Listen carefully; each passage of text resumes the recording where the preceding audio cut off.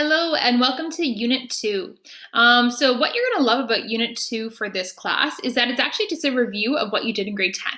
Obviously, this is grade 11 chemistry, so there's going to be a few more details in there. What I want to do today is I literally just want to review everything that you would have learned in grade 10 chemistry, just to remind you. So this unit is called Types of Chemical Reactions. So that's what we're going to look at in this unit is just the types of chemical reactions. There's 5 major types, and you actually learned them all last year. So the first type is called a synthesis reaction. A synthesis reaction, you see 2 or more reactants are going to combine to form a single product. So before we even introduce chemicals into this, I'm just going to look at what we call the general formula. The general formula is this. We have A plus B is going to give you AB. So when we say synthesize, it means to create something new. So what you're going to do is you're going to take a single atom of A and you're going to take a single atom of B and you're going to combine it into a new compound. So you can have this happen with single elements that form a new compound, or you can also have this happen with compounds to form a new compound. So as long as you have 2 different things coming together to form one thing, then that's an example of a synthesis reaction. So I'm going to show you an example of a synthesis reaction now. And our first example of a synthesis reaction is going to be magnesium combining with oxygen. Now, before we talk about this, I want to remind you of another thing that you actually learned in grade 9. And then again in grade 10, but might have forgotten. And this other thing that's going to be important when we talk about synthesis reactions is this idea of Hofbrinkel. So Hofbrinkel are diatomic elements. So what that means is those are elements that don't like to exist by themselves in their natural state. So for example, hydrogen gas doesn't like to exist by itself. So every time we write hydrogen, it's H2. Oxygen gas doesn't like to exist by itself, so every time we write oxygen, it's O2. This is only when these elements are by themselves. When these elements are combined into a compound, Hofbrinkel doesn't apply. This is only when these elements are by themselves. So when we look at synthesis reactions, and you're going to be reminded of this when we look at them in greater detail, you want to make sure you're always considering Hofbrinkel. So I'm going to show you an example of a synthesis reaction. We're going to look at magnesium combining with oxygen. Well, magnesium, the chemical formula for magnesium is Mg. And combining with oxygen, the chemical formula for oxygen is O. Now, these elements are both by themselves, so we want to check and we want to see if Hofbrinkel is going to apply. So magnesium doesn't apply in Hofbrinkel. Oxygen does. It'd be O2. Now, magnesium and Hofbrinkel are going to come together to form what we call magnesium oxide, MgO. Now, you actually know how to write the chemical formula for MgO because you know how to write chemical formulas. So magnesium and oxygen come together to form magnesium oxide. Well, my first question is magnesium oxide a covalent or an ionic compound? Well, in this case, it's an ionic compound. So we can go ahead. We know the charge of magnesium is 2+. We know the charge of oxygen is 2-. These charges are going to cancel out, and the formula for magnesium oxide would be right here. So we're going to talk about this more later when we talk about synthesis reactions. We're just trying to kind of jog your memory and just see what these are going to look like. So as a challenge, what I challenge you to do is we're going to look at sodium combining with chlorine gas. I want you to see if you can actually write the synthesis reaction for sodium combining with chlorine gas. I'm going to leave Hofbrinkel there because we do always want to check it for synthesis reactions, and I'm going to see if you can figure it out yourself. So sodium combining with chlorine gas. Sodium, the chemical formula for sodium is Na. And the chemical formula for chlorine is Cl. They're going to combine to form a new compound, sodium and chlorine together. Now again, we want to check Hofbrinkel, see if it applies. So sodium's not present in Hofbrinkel. Chlorine is though right at the end. So I'm going to go ahead and I'm going to put a 2 next to chlorine. Now sodium is a metal, chlorine's a nonmetal. So again, we're going to be dealing with an ionic compound. So sodium is going to have a charge of +1. Chlorine is going to have a charge of -1. Both of these are 1s. No subscripts present, so we're just going to see NaCl. So sodium and chlorine come together to form sodium chloride. This is a synthesis reaction, two things coming together to form one thing. Now note, Hofbrinkel doesn't apply here. We don't put a 2 on chlorine all of a sudden because chlorine is not by itself. Hofbrinkel only applies when the element's by itself. The element over here is by itself. We need a 2. Here it's totally happy being bound to sodium. So now let's take a look at our next set of reactions. And our next set of reactions is going to be a decomposition reaction. So a decomposition reaction, we're going to have a single compound is going to break down into multiple products. It's actually the reverse of a synthesis reaction. So what we mean by the reverse of a synthesis reaction is we are going to see a compound like AB actually break down into its individual components, A and B. So it's exactly like reading a synthesis reaction, only backwards. So we have one thing is going to break down into two things. That one thing can be a compound breaking down into 2 elements, or that one thing could be a compound breaking down into smaller compounds. An example of this is the electrolysis of water. So water is one of those things that we just expect you to know what the chemical formula of water is off the top of your head. Water is obviously not the correct IUPAC name, it's just a common name. And the chemical formula for water is H2O. So H2O. Water is going to break down into its individual chemical components, and its individual chemical components are hydrogen and oxygen. So here we can see it's a decomposition reaction. So we can see H2O, water, is breaking down into hydrogen gas and into oxygen gas. Now, hopefully you're getting uncomfortable here and you're realizing something over here just doesn't look right.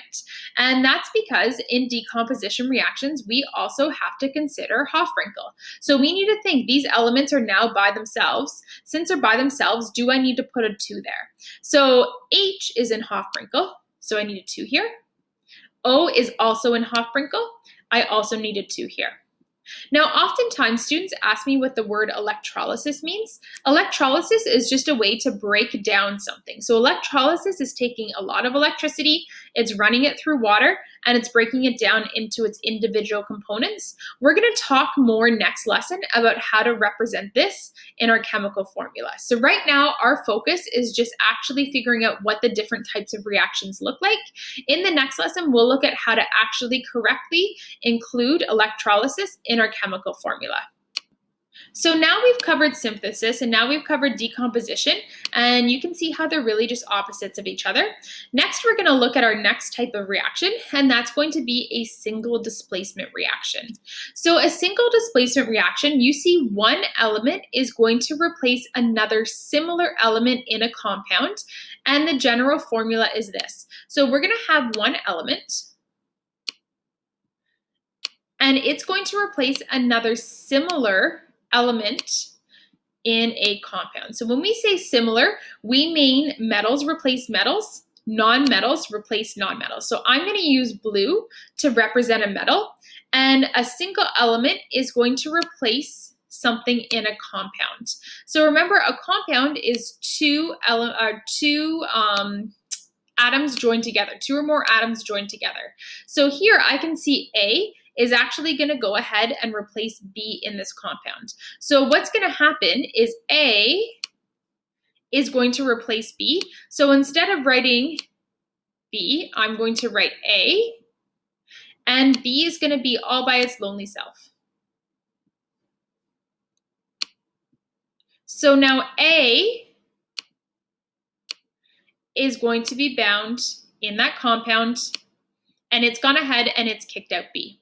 So an example of this is magnesium reacting with hydrochloric acid. So we're going to go ahead and we're going to write magnesium. So we have magnesium is by itself. It's that single element by itself, and it's reacting with hydrochloric acid. Remember, hydrochloric acid, it's an acid, so it starts with an H. And chloric, it's bound to chlorine, so Cl. Hydrogen has a charge of 1. Chlorine has a charge of -1. So we're not going to see any subscripts here. So what's going to happen is magnesium is going to come in and it's going to replace something in this compound. You have to think about what is it going to replace? It's going to replace the like element. So magnesium is going to have a positive charge, right? It's got a charge of 2+. So magnesium is going to replace in this compound whatever is going to have the positive charge. Well, we know that chlorine has a negative charge, hydrogen has the positive charge. So magnesium is going to come in and it's going to replace hydrogen. So instead of writing HCl, I'm going to write MgCl.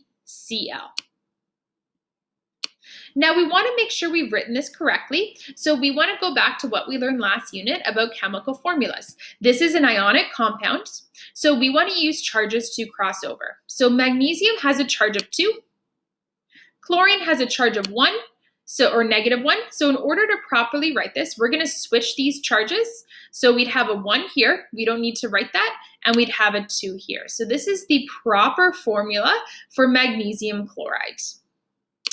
Now we can't forget about our poor hydrogen. Our poor hydrogen got the boot. So hydrogen got kicked out of the compound and is over here.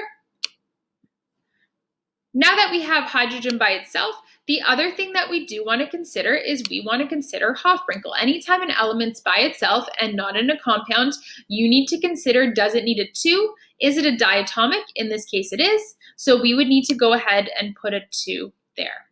So single displacement reaction, a single element comes in and it kicks out another element out of a compound. So in this case, magnesium kicked out hydrogen to form magnesium chloride, and hydrogen gas was released. All right, now that we know what a single displacement reaction is, let's take a look. Oh no, just kidding. We're going to try another single displacement reaction. So if you're feeling up for it, why don't you pause the video and see if you can figure this out on your own. I'm going to go ahead and I'm going to show you how to actually take this up. So sodium iodide is going to react with fluorine gas. So we have sodium iodide. So sodium is Na. Iodine is I. Sodium iodide is an ionic compound. We have a metal and a non-metal. So we want to make sure our subscripts are correct. So sodium has a charge of +1. Iodine has a charge of -1. So we're actually not going to see any subscripts down here.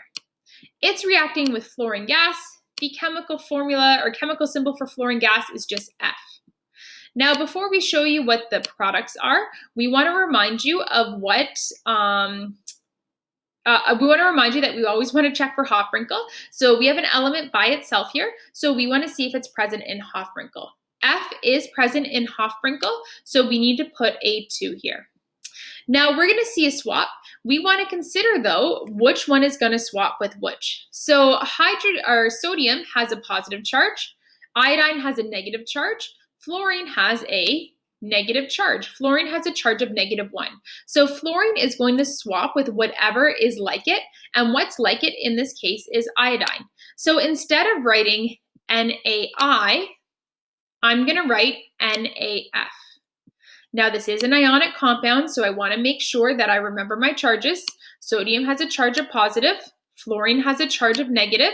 So in this case, I don't have any subscripts. So notice that just because there is a 2 here for Hofbrinkel doesn't mean there's automatically a 2 here. So when something's by itself, Hofbrinkel can apply.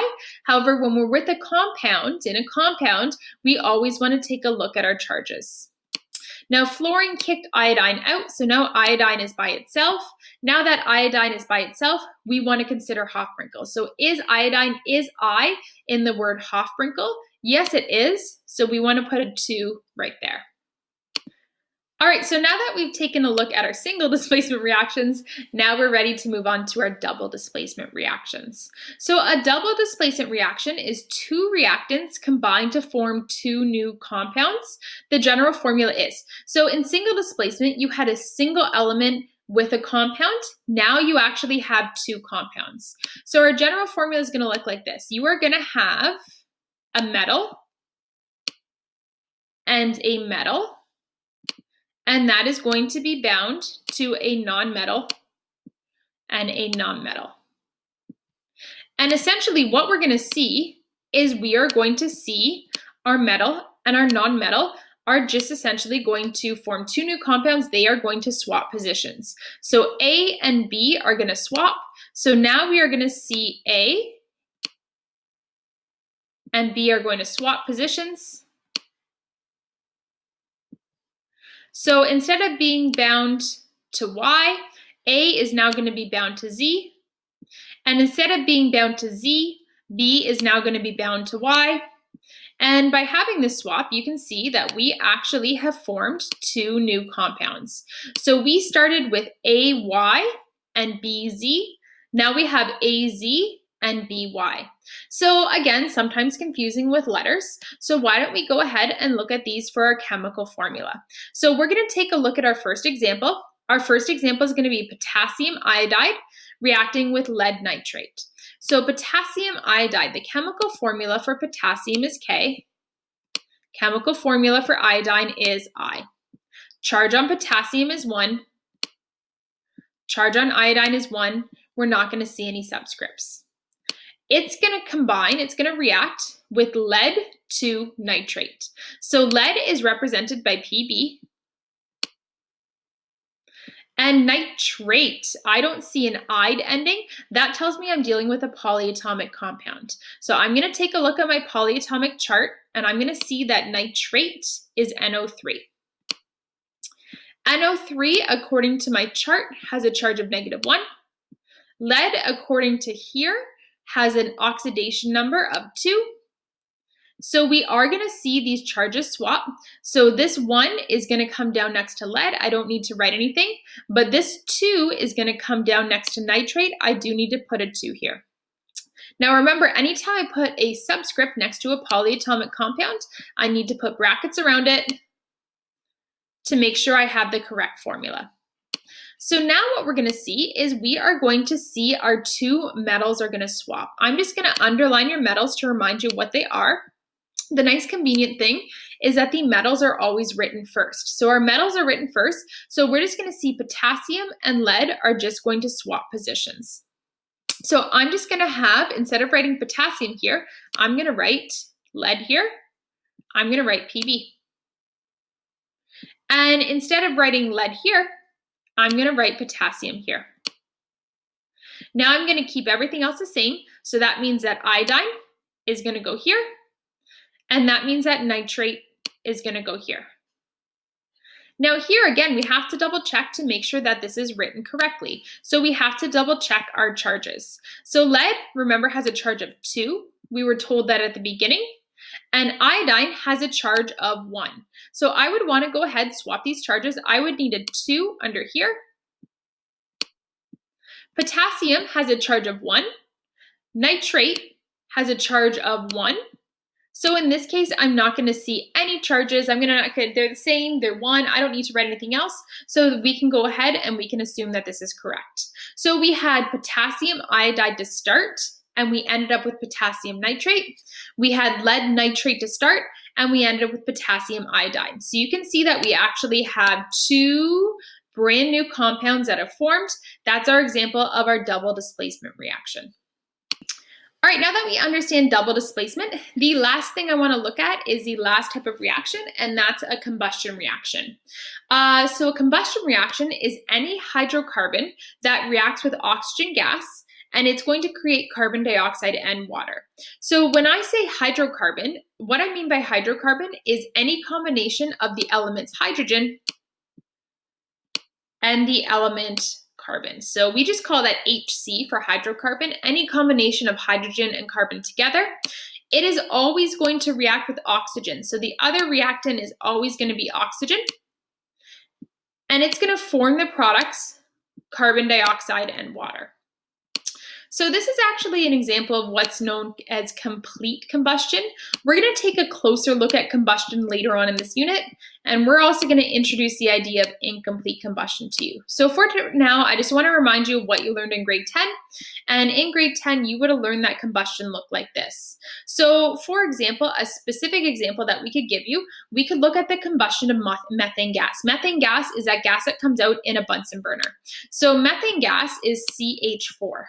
So CH4 is a combination of carbon and hydrogen. So this is the really nice part of combustion reactions. They're probably the easiest to recognize because all that changes is the numbers that are next to carbon and hydrogen, and everything else stays the same. The other reactant is still oxygen,